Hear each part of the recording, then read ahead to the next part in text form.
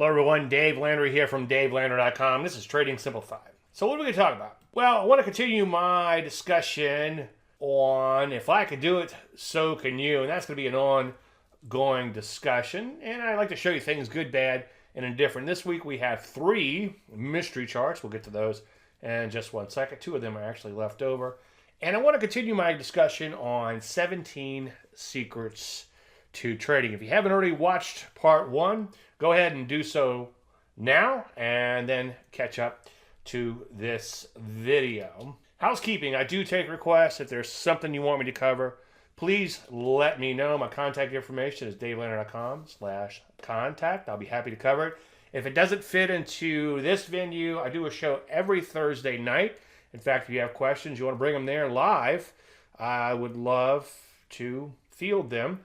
If you want more information on trading from my methodology, including limited access to the members area, all 3 of my books, and the slides to this presentation and every other presentation that I've done so far for Trading Simplified, go to DaveLandry.com/StockCharts. I'll give you enough stuff to keep you busy for a long, long time, I promise.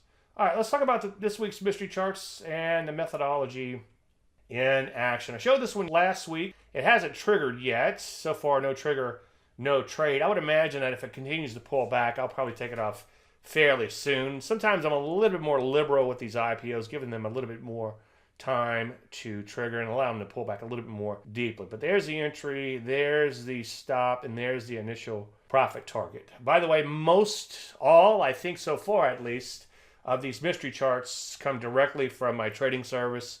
And the reason I'm telling you that, not to tell you that I have a trading service, although I do have a trading service, but more importantly is that these charts are not in hindsight. These are actual recommendations going into the next trading day. And here's another one. Notice it's been in a really, really, really nice uptrend and has recently pulled back in here. Entry is up here. Stop is down there, 1 point that is, and then broadcast that higher. And that's the initial profit target. Remember, at the initial profit target, we take half of our profits and we bump our stop to break even. And now we're free rolling, so to speak. And hopefully, I know I just said hope, but hopefully we're in the position for a long, long time. And I'll show you a few. So let's take a look at one more mystery chart. This is actually a short. If it was up to me, I'd be happy if I never had to short another stock in my life. But hey, sometimes we're forced to short because the market A, rolls over, and B, that's the only way you can make money when it does. However, it's a very tough way to trade. The main reason I suggest you learn how to short is because it really helps you to see both sides of the market. As I've said ad nauseum, my friends who run a bunch of money, who are long only oriented, nothing wrong with that. It's just that the way the charter is set up. It always seems like the glass is half full to them when you talk about the markets, because I guess they're talking their long position. If you short, you're willing to see opportunities on both sides. And again, a lot tougher than the long side. Anyway, you can see it peaks out here after a long uptrend. You can see the moving averages were in uptrend proper order. This is the ACP indicator. It just tells me whether the moving averages are in uptrend proper order, meaning the 10 is greater than 20 and 20 is greater than 30, and that's 10 simple, 20 exponential, and 30 exponential. These are the bow tie moving averages. And when they come together quickly and they go from green to red, as you can see down below, or look up at a chart and begin to spread out in the other direction, it gives appearance of a bow tie. Notice back here, the uptrend proper order, or the stock was in uptrend proper order for a long, long time. And then it began to meander a little bit. And basically, that's when it turned yellow down below because moving averages are crossing back and forth. So that's kind of indicative of a choppy market. Now, if we look off to the right, entry's here, stop is here, initial profit target is down here. Once again, no trigger, no trade. If it stays above the moving averages for a while, those moving averages will come back together and it'll no longer be a trade. All right, let's get back to the secrets to trading.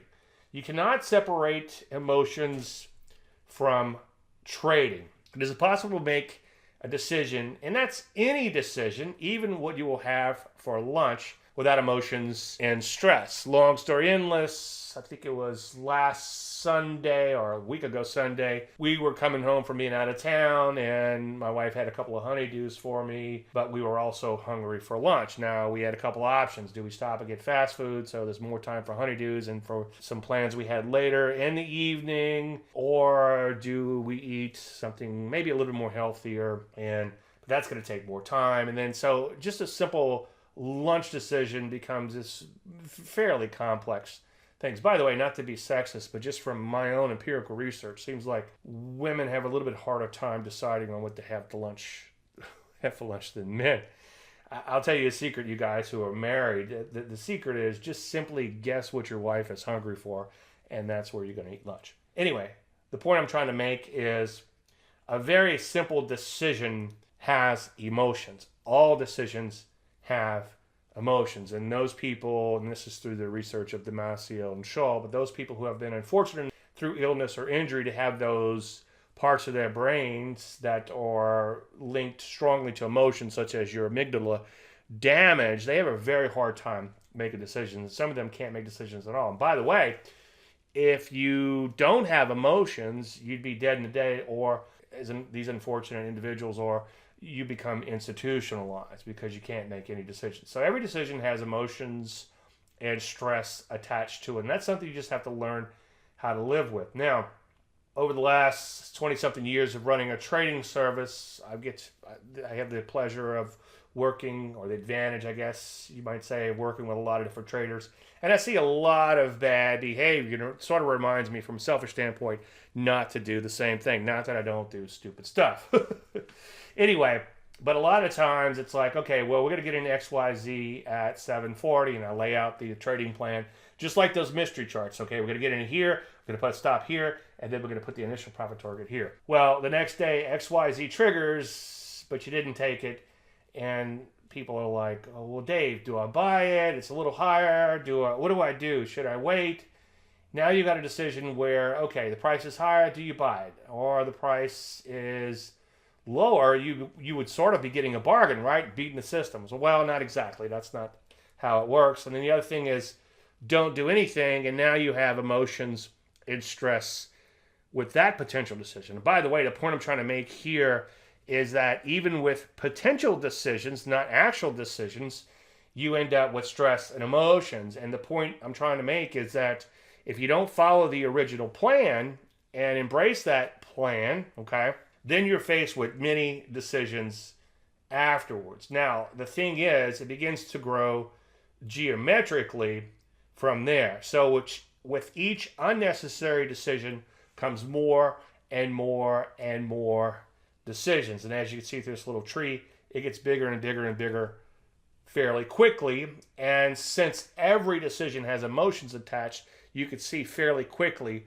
by not following the plan, you will increase the amount of stress and emotions in your trading. So you must reduce the amount of decisions you make by simply following the original plan. So just remember, again, every decision has a stress and a consequence to it, okay? A stress emotion is to it. If it doesn't have a consequence, then you couldn't make that decision. And that's the simplest decisions of all. Now, it's pretty easy to say, plan to trade, follow the plan, and it's a lot harder to actually do. But the bottom line is, just follow it. Now, what's the secret to controlling your emotions? Now, I just said you can't control them, but what can you do? Well, here's a really simple exercise. Just breathe. And as I've said before, trading is a lot about trading psychology. And in more recent years, or I should say, now that I'm getting a little older here, it's probably been the last 10 years, I've actually studied a little bit more neurology and realized that the neurology is more important. And as I often say, it's hard to convince everyone that we all pretty much have the same psychology. Yeah, some of us are a little more emotional than the others. I'm probably more emotional than most, as I often say. If I'm forced to watch a Nicholas Sparks movie, I'll probably cry. But you could argue about the trading psychology like, oh, well, we don't really have a shared psychology, but I think we do more than we realize. However, when it comes to neurology, we all pretty much have the same, as long as we have a brain in our head, right? we all pretty much have the same neurology, and it all kind of works in a certain way. And we have this little tiny part of our brain called the amygdala, which is responsible for the perception of emotions. And I love this definition because it uses the word perception of emotions. And if you think about it, a market has no emotions to it. It's your emotions that you're putting on to that market. It's how you perceive that market. I often give a speech where I talk about the cocoa bear market we had a few years back, and I ask any traders if it really made them emotional. And so far, nobody's raised their hand. I'm sure someday I'll bump into a cocoa trader and he'll say, oh man, that sucked, or I made a lot of money and I was all over the place, or whatever. But the point is, because they weren't an active participant, they had no emotions involved whatsoever, and they weren't even aware there was a bear market. Anyway, perception of emotions such as anger, fear, and sadness. And there's not enough time to get into today, but there's a lot of the caveman kind of thinking that comes from that small area of your brain with the flight and fight type of situation when faced with a flight or fight situation. And that's the same thing that happens when you go to trade. You end up with a lot of this flight or fight mentality, and it can be very detrimental to your trading. That so-called like caveman brain or lizard brain can actually have a huge impact on your trading. So one thing I'd recommend you do is to embrace your amygdala. And again, the best way to do that is to just breathe. It only takes a few seconds to bypass the smaller, more emotional parts of your brain down in that lizard brain, so to speak, to get to the rest of what's sloshing around up there. And one story I often tell, Greg Morris, as you know, and I quote him often, he used to run billions of dollars. Anyway, what he used to do, when I told him this story, he said, yeah, wind the clock. When he was in a fighter pilot situation where things were kind of getting a little dicey, he would reach over and wind the clock. Back then the clocks were analog, and just that second or two to wind the clock allowed him to think a lot more clearly. So if you find yourself getting really stressed in your trading, sometimes all you have to do is breathe. And I'll give you a real life example of this. The next time you find yourself getting ready to have an emotional reaction to your spouse or significant other, I would say, don't.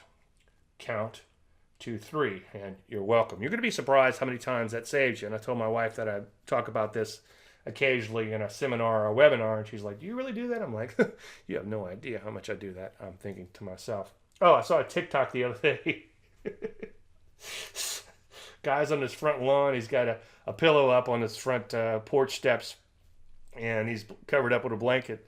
And his kid walks up and says, hey, what are you doing out here, Dad? And he says, oh, I just won an argument with your mother. Anyway, count to 3. You're going to be surprised at how much that's going to help your trading. You're welcome. As I often say, trading with technical analysis is the use of charts to read the emotions of others while at the same time embracing our own. So we're looking to see what has happened in the market, what is the psychology of the other players, what's the emotions of the other players, and somehow through breathing and these other things, become confident in your methodology and your money management and your execution. You're able to embrace, because you can't control your own emotions. So I would encourage you to be cognizant of your own emotions and psychological urges. And obviously you want to do this in trading, and I keep a trader's journal, and it's not so much to record my trades, although I do record the trades there, but I also talk about what my emotions are at the time of the trade. For instance, just this morning, I'm just kind of thinking randomly here, but I was in like one of these inverse shares and it was going against me, and it's like I was thinking about getting out. Should I get out? Should I not? Kind of going through that Jackie Mason kind of thing in my head. So it's kind of like I wrote it down. It's like, okay, well, instead of following the plan, I'm feeling this urge to exit. Now, in addition to being cognizant of your trading emotions, I would encourage you to be cognizant of your emotions and psychological urges in trading and in life. And it's going to help you to wrap your head around how emotional you really are and how it's normal to be emotional. And keep in mind that the market is an emotional being. And if you're an active participant, if you really are trading, you're going to realize how emotional you are in both your own life and in your trading. And then it really helps you to wrap your head around how emotional everyone else is. And ergo, therefore, the market itself is emotional and can often be irrational. Speaking of the market being irrational, the market is often a really bad teacher. I know I've beaten a dead horse on this, and I'm probably going to continue to beat the dead horse on this. And one thing you need to do is to resist the urge to join the church of what's happening now. But Dave, I know you, and you're always talking about the church of what's happening now. Well, in that reference, I'm talking about doing things like buying semiconductors when semiconductors are going up, or shorting semiconductors when semiconductors are going down, etc. I'm not talking about system surfing. System surfing is a very dangerous thing. And what will happen to you if you system surf, meaning if you're trading one method and then you give up and trade another and you keep doing that, I can almost guarantee you that you're going to be consistently out of phase. People who don't really know me or haven't followed me for a long time, they'll come in and say, well, this guy just shorts a bunch of semis or day trades opening gap reversals. He buys a bunch of energies. He trades pullbacks in small cap stocks. He trades short-term breakouts in brand new IPOs, trades leverage ETFs. He trades crazy crypto, or he doesn't do anything. Well, right now I'm trading a few opening gap reversals. There have been a few breakouts in IPOs, but over the last week or so, we really haven't had any. We've had a few nice trades lately there. Trading leverage ETFs. Lately, I've been doing that, but now it's getting a little choppy. I might have to back off. Shorts a bunch of semis. That aforementioned mystery chart, the one that was short, was a semiconductor. And right now, the semis are trying to go back up, even though they look a little toppy. So maybe I will be shorting some semis, or maybe I won't. I was trading crypto. I bought some energies a while back. I haven't bought any lately. I usually do trade a lot of pullbacks in small cap stocks, but I might be sitting on my hands here for a while because the market is getting a little bit choppy. And then lately I've been shorting a little bit of crypto.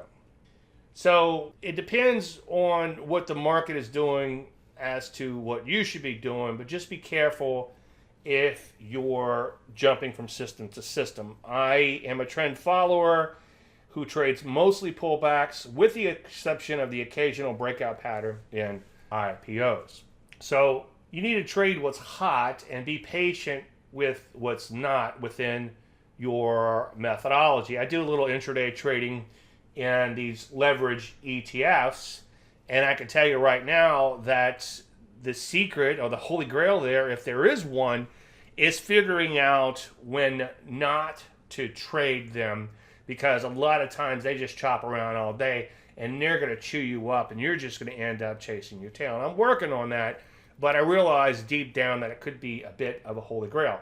Now, with the longer term trend following, it's a little bit easier to know when to stay out of the market. If the market's chopping back and forth, hasn't gone anywhere in quite a while, look at your net price change. Like right now in the S&P, 5 or 6 weeks, net price change of virtually zero. Well, now you know that you have to be really selective in your stock picking and in your trading. And you might just end up sitting on your hands for a while. And that's one of the secrets to trading is patience. So find one thing and do it well. As I think I said last week and many times before, as Bruce Lee once said, I do not fear the man who has practiced 10,000 different kicks once, but I fear the man who has practiced one kick 10,000 times. So find something simple and stick with it. It does not have to be that complex. As I also said last week, Landry once said, all you need is one pattern to be successful. Find something simple, such as Landry light pullbacks, and I think you could just trade that, or maybe TKOs or some combination thereof, but don't system surf. You can get into a lot of trouble. Don't chase gurus. There's a guru du jour. It seems like there's always a guru du jour with the trading system du jour, like I said last week, not the last week at Bandcamp you, but they tell you about this wonderful little system they have. And last week, or the month before, I should say, they were also selling a wonderful system. And it's like, well, is this system even more wonderful than that last one? Or what is it? And a lot of times, these people are just flat out criminals, as I think we discussed a little bit last week. But common sense is your best friend there. If they think they have the golden goose, they wouldn't sell it. They would keep the eggs for themselves, believe me. But Dave, aren't you selling stuff? Yeah, I'm selling more common sense, and believe me, common sense in reality doesn't sell as well as the hype does. And my best clients go off to chase rainbows, and they go through all that stuff, and they get fleeced quite a bit. And then they come back and say, you know what, Dave, you're right. This simplified trend following, you're not going to get rich overnight, but it's pretty much the only way to make money in the markets. All right, you're going to be wrong a lot. You have to get used to it. And as I said last week, I took a personality test, and I found out, unbeknownst to me, but beknownst to everyone who knows me, that I'm not a very agreeable person. I scored like 0 in agreeableness, and that's why I struggle a bit here and there with my trading, because I think I'm right. So you're going to be wrong a lot with your trading. And what's interesting to me, and like I often say, it's all like an onion that just kind of unfolds one little layer at a time. As I learn these things, it's like, oh, well, that's why I feel this certain way. Well, even when you're doing great, you're going to be wrong most of the time. So you're going to be wrong even when you're right. And the odds are you're not feeling too good about your trades right now, even if you're doing well. Robert Frey once said that you spend 75% of the time in a state of regret, and he's referring to drawdown.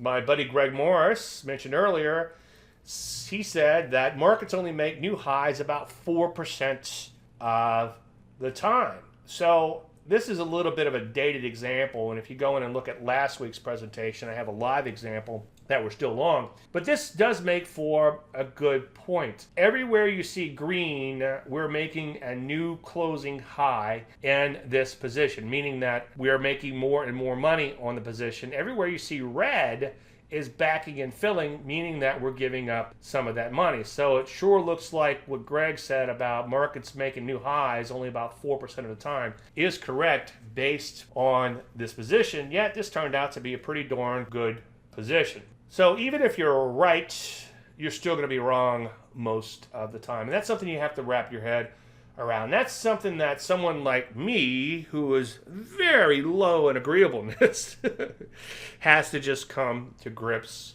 with. And it's a very humbling business. Number 13, money management and position management is crucial. Now, here's one thing that you have to remember.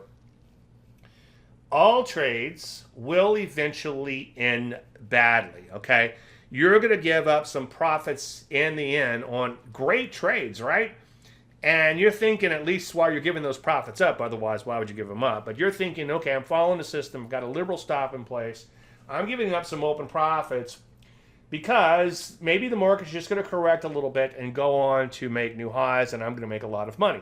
And believe me, you have to be willing to lose money in order to make money. If you look at some of the big winners we have in the portfolio now, believe me, they drew down a lot on that, especially on an open equity. As I often say, Richard Dennis was one of the leaders of the Turtles, and according to Curtis Faith, Dennis would not get very upset about drawdowns to open profits as opposed to drawdowns that were open losses getting bigger and bigger. And the reason is it comes with the territory. It's something that you're going to have to accept, okay? Now, your best defense is a good offense. And this is kind of hard to quantify the non-trade because I pass every day on 2,000 or so stocks. I make the decision not to trade those particular stocks. So it's very hard to quantify how many losing trades I avoided. But if you're picking better trades to begin with, you're going to do a heck of a lot better. Yesterday, and this has actually happened numerous times throughout my career, but I received an email just yesterday. Some guy got stopped out 19 out of 20 times. Well, that's two things he's doing wrong. One, his stops are too tight, and he hasn't accepted the volatility of the market. Or two, his stock selection could use a little bit of work. So that's where you go in and do the postmortem to make sure you really had the best stock to begin with. A good defense, in other words, money management, is crucial, but never forget that a good offense is your best defense. Now, I know it's a little cliche, but you want to pick the best and leave the rest. How do you get good at stock picking? Well, you pick a bunch of bad stocks, and then you learn from each one that you pick. And you look at each one after the fact and say, well, should I have taken that trade? And again, make sure you realize the market can be a bad teacher. Sometimes good setups fail.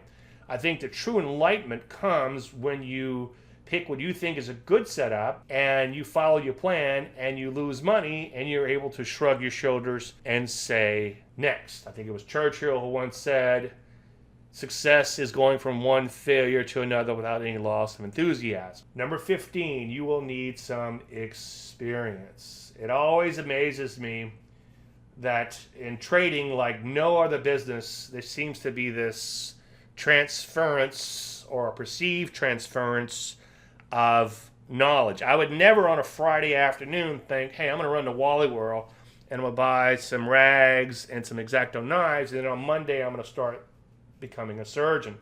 But that's what a lot of surgeons do when it comes to trading, and a lot of other highly skilled and highly educated people. So give yourself some time to learn and realize that it does take a little while. Get the reps in. Trade at a size that's so damn small it's almost meaningless. Number 16, the market doesn't move on your time frame. We have countless examples where we get into position, it just chops around, chops around, chops around, chops around, chops around, and then eventually takes off. And as I've said quite often, I'd be willing to bet that 90% of my clients have already exited that stock because it wasn't moving in their favor, even though the stop didn't get hit. In other words, they're not following their original plan. And a while back I said, I woke up with an epiphany. Trading is so effing easy when I wait for the best setups, take them, and then follow my trading plan. I think I might write that down. That's a bit of a mic drop moment right there. Now, the other thing is you must be present to win. And this is especially true in a trend following methodology that depends on outliers. Several years ago, I received an email. I don't see any setups for the foreseeable future. Therefore, I'm going to take a break from the service for a while. Now, he remained a subscriber, but he was just to go off and go on vacation or go away or take a break from the markets. Well, that night I found two fantastic setups, and one of them I'll show you here turned out to be one of the bigger winners of the year. We haven't seen a setup in weeks, and every night I'm like, guys, I'm not seeing anything. If I'm not seeing anything, you should not be doing anything. And then right about the time you're about ready to give up, you get the mother of all setups, and that's just trading. Take a look at the open portfolio. Again, must be present to win. With 36,000 and change open profits. 20,000 comes from one position. 7,000 and change comes from another.